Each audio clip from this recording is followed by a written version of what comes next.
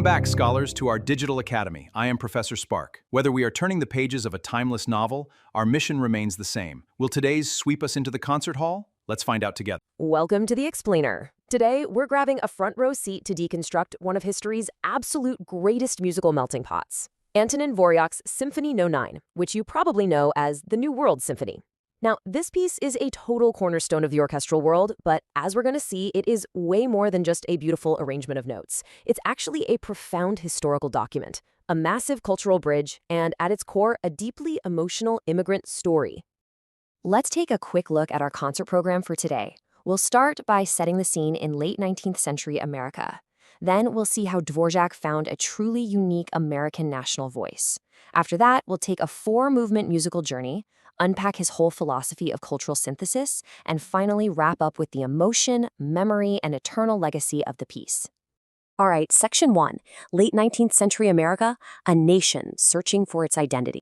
So to really get this music, you've got to understand the incredibly turbulent landscape of the United States when Dvořák showed up in 1892.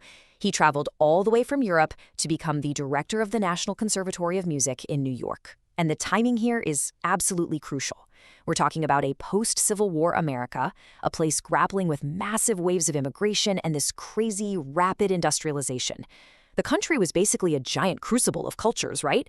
But ironically, in the realm of classical music, it completely lacked a distinct unified identity. So between 1892 and 1893, right in the bustling heart of New York, this Czech immigrant sits down and composes what would essentially become an American anthem. When it premiered at Carnegie Hall on December 16, 1893, the success was just overwhelming. But you have to wonder, how did an outsider manage to capture the American spirit so perfectly? Which brings us to Section 2, a unique American national voice and finding authentic roots. What's truly fascinating is where Dvořák actually looked to find that authentic American sound.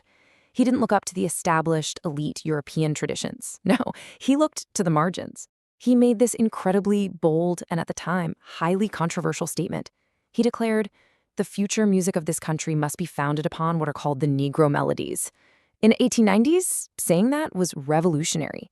Because his conservatory was racially integrated, he was exposed to African-American spirituals firsthand by his black students, especially a super talented young man named Harry T. Burleigh.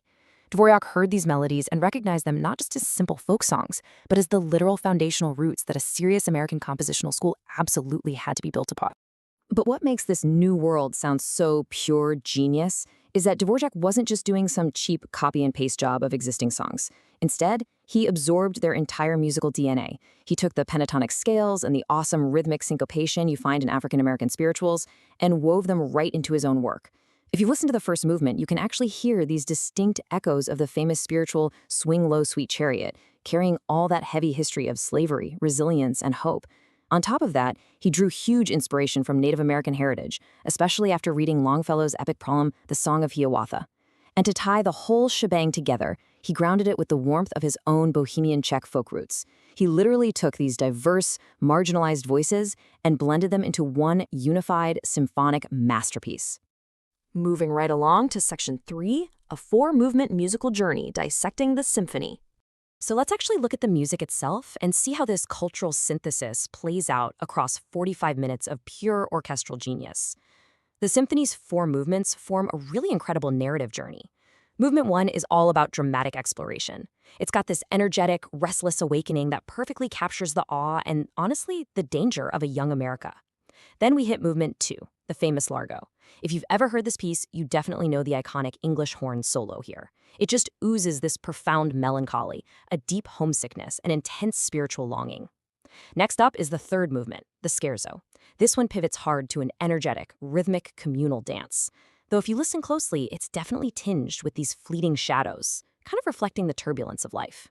And finally, the 4th movement brings us home with a fiery, stormy, and totally triumphant unity. Now, to achieve that massive sense of completion in the grand finale, Dvořák uses something called a cyclic structure. This is just a fancy musical term for a technique where themes from earlier movements are deliberately brought back later on. So in the finale, Dvořák gathers up that restless energy from the first movement, the deep longing from the Largo, and the dancing rhythm of the Scherzo, and he basically tosses them all together into this swirling, epic storm of sound. It gives you, the listener, this profound sense of unity and catharsis by the time the final chords hit. That brings us to Section 4, Philosophy of Cultural Synthesis, e pluribus unum, which means out of many, one. This underlying philosophy goes way beyond just stringing some nice notes together. Dvořák was making a huge statement about what art could actually be. Think of it as a clash of two worlds. On one side, you've got the old world tradition. We're talking strict, Beethoven-like symphonic structures and those very rigid expectations of European high art. But on the other side, you have the new world spirit. This is where you find that rhythmic syncopation, marginalized folk voices, and the raw, gritty immigrant experience. Dvořák firmly believed that great music grows directly from the soil of everyday people's lives. So by building this magnificent bridge between the two traditions, he proved once and for all that you don't have to abandon your folk roots to create profound high art. He basically shattered that elitist divide between what was considered popular and what was considered serious. The ultimate result is e pluribus unum, out of many, one. Much like the American motto itself, the symphony proves that individual, incredibly diverse voices, whether that's an English horn channeling an African-American spiritual or a flute echoing a bohemian folk tune, can contribute to a much grander, unified orchestral whole. And the best part? They do it without ever losing their unique identity. It's a gorgeous philosophy of creative integration, rather than just pure assimilation. And finally, we arrive at Section 5, Emotion, Memory, and Eternal Legacy, the Lasting Impact. So why does a piece written all the way back in 1893 still resonate so deeply with audiences today? Well, the answer lies in its absolute masterclass of emotional depth. First off, the music is undeniably stormy. It brilliantly mimics the immigrant experience by just throwing you headfirst into these turbulent, almost threatening waters. It perfectly captures that raw struggle and the uncertainty of leaving literally everything behind for an unknown shore. Actually, here's a pretty fun fact for you. The dramatically menacing opening motif of the final movement is often compared by modern listeners to the ominous theme from the movie Jaws. It really is that intense, and it perfectly captures that underlying nail-biting tension. But it's not all storm and stress. The symphony frequently pivots to this profound melancholy. That largo movement we talked about earlier, with its muted strings and passages that almost sound like a funeral march, it acts as this haunting meditation on loss. It's a stark reminder of the heavy, heavy personal cost of leaving the old world behind.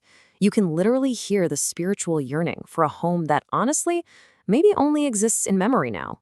Ultimately, though, the struggle and the sorrow yield to something so incredibly triumphant. The true genius of the New World Symphony is how it manages to resolve all that tension into pure catharsis. It takes the very personal, intimate longing of the immigrant and flips it into this massive, universal, collective victory. By the end, it leaves you with this soaring feeling of hope, healing, and elevation. It's basically a musical affirmation that, despite all the shadows and storms, the journey was absolutely worth it. Which brings us to our final thought for this explainer. Dvořák miraculously captured the human experience of encountering the new while still carrying the old. This beautiful, messy mix of hope, sadness, and soaring energy. As we wrap up our deep dive into this incredible musical synthesis, I want to leave you with a question to reflect on regarding your own cultural landscape and experiences. When you think about it, how does the new world sound to you today?